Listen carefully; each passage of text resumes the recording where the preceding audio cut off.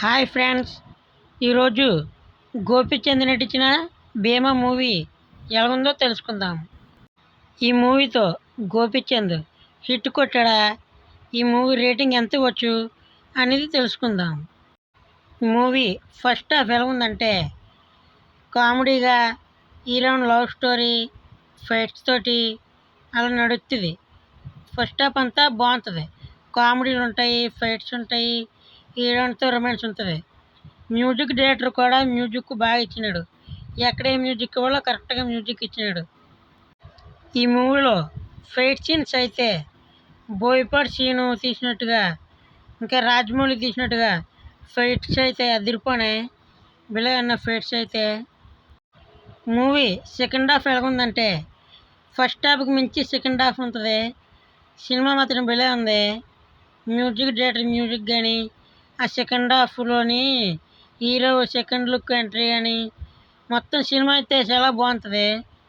మీరు ఎవరైనా ఇప్పుడు దాకా మూవీ చూసి ఉండకపోతే ఇప్పుడే చూసేయండి. ఈ మూవీ ఫ్యామిలీతో చూడొచ్చు. ఏంటంటే తప్పకుండా చూడొచ్చు ఫ్యామిలీతోటి ఈ మూవీ. అది కూడా ఎద్దు సీన్ కూడా బాగుంటుంది. సెకండ్ హాఫ్లో గోపీచంద్ పరశురాముడి కింద వస్తాడు. ఆ సీన్ మాత్రం గూస్ బంప్సే. భలే ఉంటుంది ఆ సీన్ మాత్రం.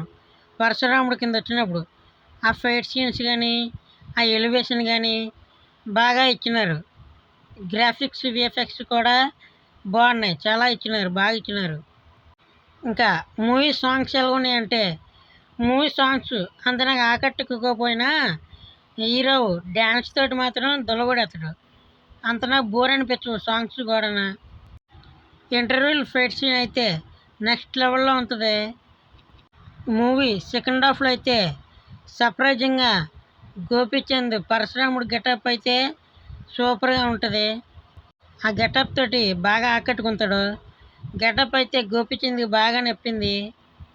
అక్కడి నుంచి మాత్రం మూవీ నెక్స్ట్ లెవెల్లో ఉంటుంది. పరశురాముడు వచ్చిన కాడి నుంచి ఈ మూవీతో గోపీచంద్ హిట్ కొట్టే అవకాశాలు చాలా ఎక్కువగా ఉన్నాయి. ఈ మూవీకి నేను ఇస్తున్న రేటింగ్ 2.5/5. ఈ వీడియో నచ్చితే లైక్ చేసుకోండి, సబ్స్క్రైబ్ చేసుకోండి.